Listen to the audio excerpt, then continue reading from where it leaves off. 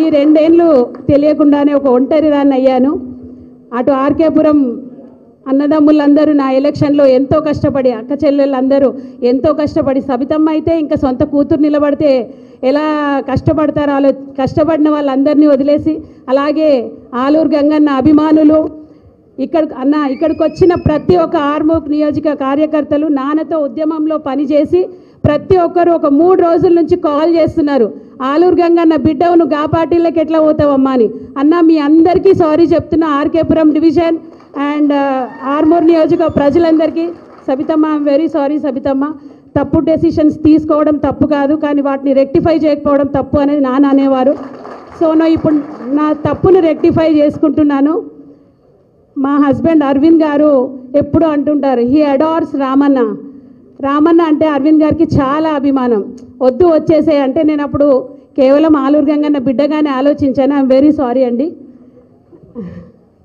ఇప్పుడు ఇందాక జీవనన్న చెప్పాడు, రాష్ట్ర ప్రభుత్వం కేంద్ర ప్రభుత్వం మధ్యలో మన తెలంగాణ ప్రజలు ఎంత నలిగిపోతున్నారో చెప్పారు. కాబట్టి ఇవన్నీ చూస్తూ ఊరుకుంటే నేను ఒక రైతు బిడ్డను కాదు.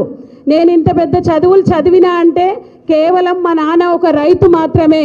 ఇంతమంది రైతుల కష్టాలు చూసుకుంటూ కూడా నేను అక్కడ ఉండడం కరెక్ట్ కాదు.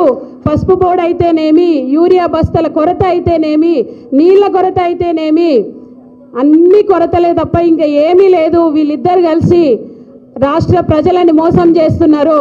ఉద్యమం మళ్ళీ ఒకటి రావాలి అంటే బీఆర్ఎస్ పార్టీ కేసీఆర్ ఆధ్వర్యంలో ఖచ్చితంగా మనమందరం ముందుకు రావాలి అని నిర్ణయించుకొని వచ్చాను. మీ అందరి ఆశీస్సులు కావాలి. Ramanna I'm thankful, very thankful అన్న. Thank you so much. జై తెలంగాణ, జై తెలంగాణ, జై కేసీఆర్, జై కేటీఆర్. మన చెల్లెకు మన రామన్న మరి మన పార్టీలకు ఆహ్వానిస్తూ కండో కప్పుతాడు. Aravinda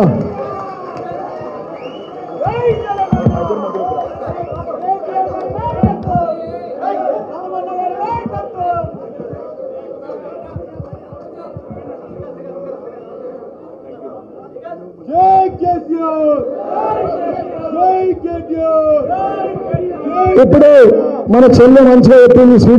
sweet and